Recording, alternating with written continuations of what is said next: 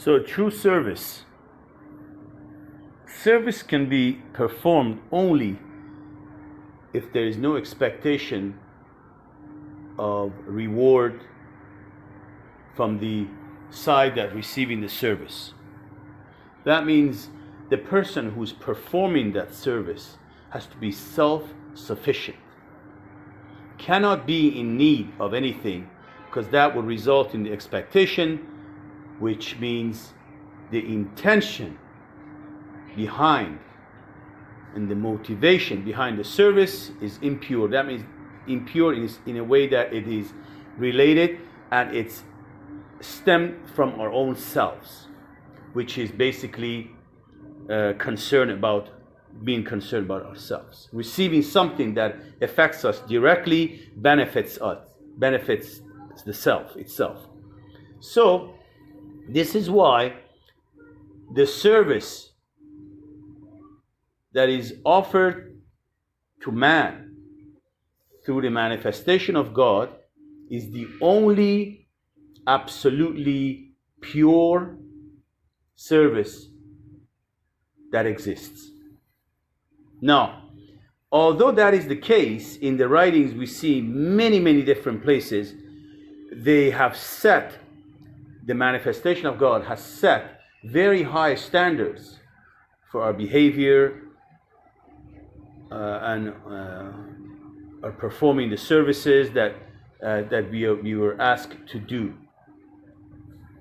So, and how do we do that then? If there is absolute service cannot be performed, because we are always, as long as we are here at least, we can never be self-sufficient. We are always in need. But we are over and over encouraged to walk this journey and approach that purity. Now, this approach in purity is not a matter of time, because this purity, this intention, this motivation, this service is beyond time and space. It's not limited to time. So we're not talking about, I cannot do it today, but next year I'll be able to do it. That would not be the type of thoughts that should go through our mind when we are looking at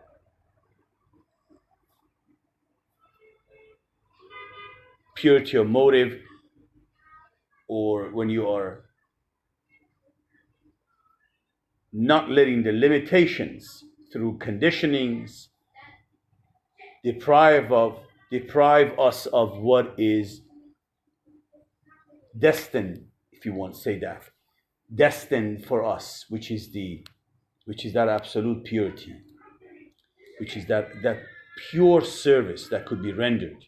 Now, so obviously when we do the service, when we are in the midst of it, through observation, through being aware of what we are doing, what we are thinking, a relationship with the other person or other people, at that time needs to be observed intently, very closely. Through this observation, first, the two things will happen. First, we will find out who we are at this very moment. Next, immediately to that understanding, following immediately that understanding, is the action that takes it to a higher level of not only performance, but of understanding who we are as well.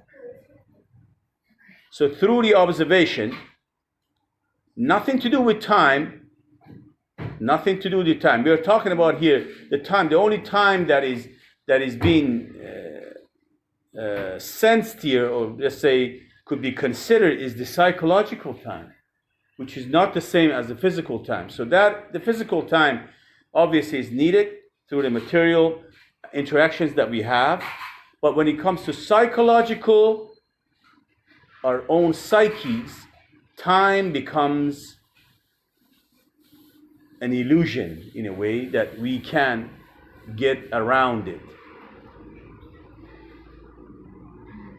So we can go deeper in this one later. That's enough. Already. خوشمزه.